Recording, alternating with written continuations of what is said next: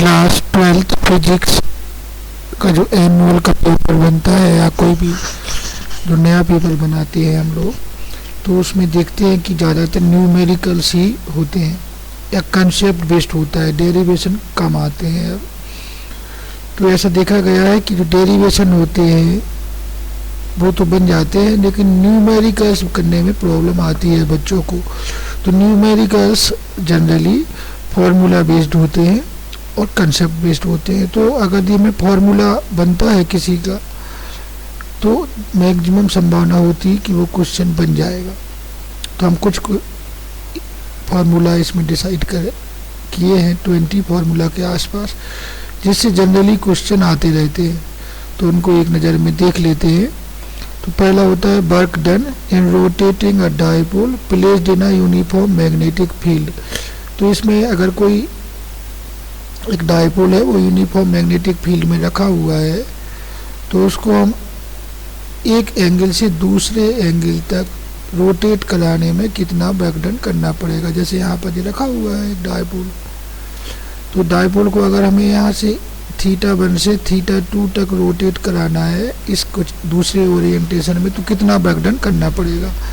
तो उसका फॉर्मूला होता है PE cos θ1 माइनस cos θ2, जहाँ P क्या है, डाइपोल मोमेंट है। इसमें P इक्वल टू क्या होता है, Q इंटू 2a होता है, Q into 2a, Q into 2a। E क्या है, E इलेक्ट्रिक फील्ड है, यूनिफॉर्म इलेक्ट्रिक फील्ड। तो जनरली इसमें जो आता है कि स्टेबल इक्विलिब्रियम और अनस्टेबल इक्विलिब्रियम। तो स्टेबल इक्विलिब्रियम में थीटा कितना बनता है, 0 डिग्री। जब डाइपोल रखेंगे हम यहाँ पर इस प्रकार रखा होगा -q और यहाँ पर होगा +q, ठीक है, +q। तो यहाँ पर जो एंगल बन रहा है वो कितना हो गया, 0। और यदि यहाँ पर प्लस हो गया या माइनस, तो जो P का डायरेक्शन होगा माइनस से प्लस की ओर होता है इस डायरेक्शन में, तो ये 180 डिग्री हो गया। तो कह सकते हैं कि जो स्टेबल इक्विलिब्रियम है उसमें जो एंगल बनेगा theta equal to 0 degree. Unstable equilibrium है उसमें जो थीटा बनेगा वो कितना बनेगा, 180 डिग्री। तो थीटा की वैल्यू रख के हम वर्क डन फाइंड आउट कर सकते हैं। Energy stored in a capacitor, तो एनर्जी का जो फॉर्मूला है डेरिवेशन हटा दिया गया है इसका। तो E इक्वल टू होता है 1/2 CV स्क्वायर, 1/2 CV स्क्वायर। इसी में जो बनेगा हमारा Q equal to CV, Q equal to CV। और जो होता है पैरेलल प्लेट कैपेसिटर का जो फॉर्मूला होता है ε0 A/d, ठीक है। ए क्या है, प्लेट ए का एरिया है और डी प्लेट का सेपरेशन है, ठीक है। थर्ड कुछ जो फॉर्मूला बनेगा इसमें, एक सिस्टम है, 3 चार्ज है उसमें, 1 2 और 3 चार्ज, एक सिस्टम बना हुआ है। तो इस ओरिएंटेशन में लाने के लिए कितना वर्क डन करना पड़ेगा या इसकी पोटेंशियल एनर्जी कितनी होगी। इन 3 चार्ज को इन्फिनिटी से इस ओरिएंटेशन में लाने पर जितना वर्क डन करना पड़ेगा वो उसकी पोटेंशियल एनर्जी में कन्वर्ट हो जाएगा। तो फार्मूला कैसे बनेगा, 1/4 पाई ε0। याद कैसे करते हैं, 1 से 2 पर जाएंगे Q1 Q2, फिर 1 से 3 पर Q1 Q3 और फिर 2 से 3 तो Q2 Q3।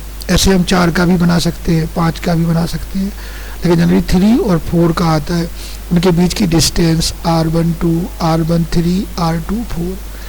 तो इस प्रकार ये वर्क डन हो जाएगा और उनकी पोटेंशियल एनर्जी हो जाएगी उस सिस्टम की। इसका जो वैल्यू होती है 9 × 10⁹, ठीक है। और यहाँ पर भी जनरली जो वैल्यू दी होती है चार्ज की वो माइक्रो कूलम में दी होती है, तो यहाँ पर भी 10⁻⁻12 कॉमन आ जाता है। तो एक सिंपल तरीके से ये क्वेश्चन सॉल्व हो जाता है, ठीक है। फोर्थ रेजिस्टेंस हम इसमें देखते हैं।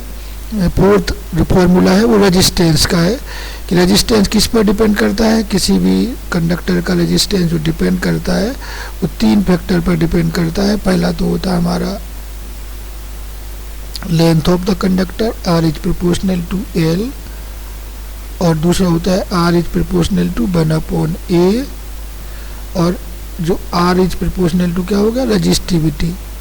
रजिस्टिविटी, जो रजिस्टिविटी होगी मटेरियल की वो कांस्टेंट प्रॉपर्टी होती है, ठीक है, डायमेंशन से इंडिपेंडेंट होती है। अगर एक एल्युमिनियम का वायर है, उसकी लेंथ 5 सेंटीमीटर है और दूसरे वाले की 10 सेंटीमीटर है, तो उनकी रजिस्टिविटी सेम रहेगी, रजिस्टिविटी में कोई भी चेंज नहीं आएगा, ठीक है।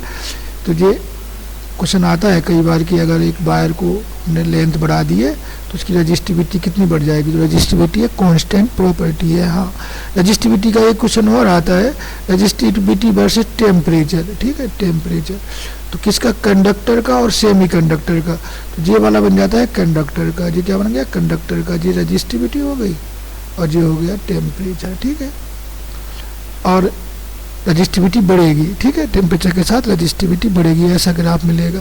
और सेमी कंडक्टर का क्या बनेगा, सेमी कंडक्टर का रजिस्टिविटी टेम्परेचर के कम होती है, मतलब कुछ ऐसे ग्राफ मिलेगा।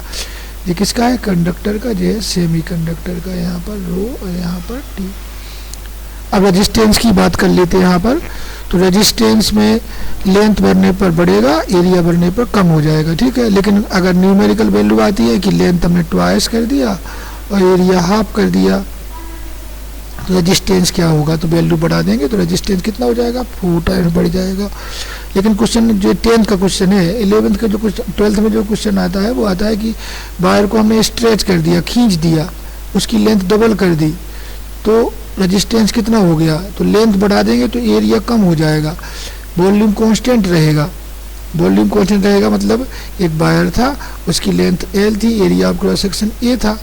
अब इसकी लेंथ 2L कर दिए, 2L कर दिए तो वायर का वॉल्यूम तो सेम रहेगा।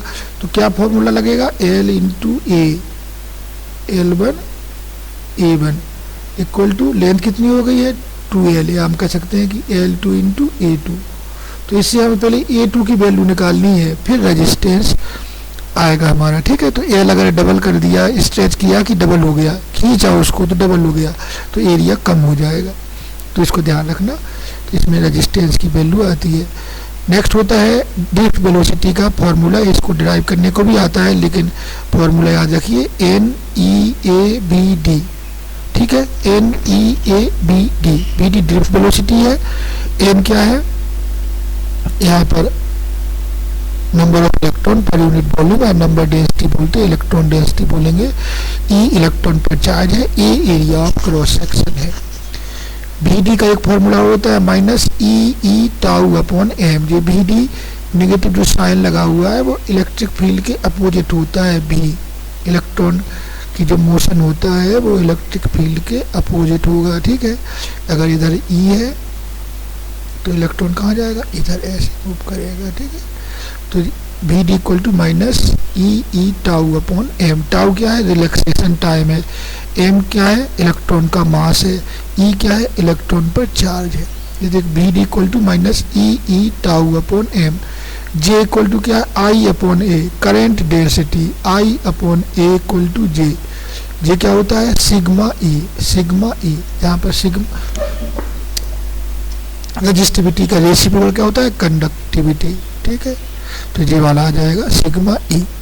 यहाँ पर सेल का एक फॉर्मूला होता है E इक्वल टू EMF, जो होगा सेल का E equal to B plus IR। ये वाला फॉर्मूला बड़ा काम का है, ठीक है, IR, जहाँ पर E क्या है, EMF of the cell, B potential difference, I current और R क्या है, इंटरनल रेजिस्टेंस, ठीक है। इस फॉर्मूला को याद रखिए, कहीं ना कहीं 1 नंबर का आएगा। मोबिलिटी होती है drift velocity per unit electric field, इसको याद रखेंगे तो इसकी ऐसा यूनिट भी बन जाएगी और इसकी डेफिनेशन भी बन जाएगी। तो क्या बन जाएगा, drift velocity per unit electric field, ठीक है, drift velocity per unit electric field. तो नेक्स्ट फार्मूला होता है हमारा इसका 6th होता है Lorentz magnetic force. When an charge particle enter in a uniform electric field it experience a force. क्या करेगा, फोर्स एक्सपीरियंस करेगा, उसको क्या बोलेंगे, Lorentz magnetic force. FM equal to QBB sine theta, ठीक है। ये इसका वेक्टर फॉर्म क्या होगा, B क्रॉस B। थीटा क्या है, B वेलोसिटी वेक्टर और मैग्नेटिक फील्ड के बीच का एंगल है, ठीक है। इसको नेक्स्ट पार्ट में मिलते हैं, धन्यवाद।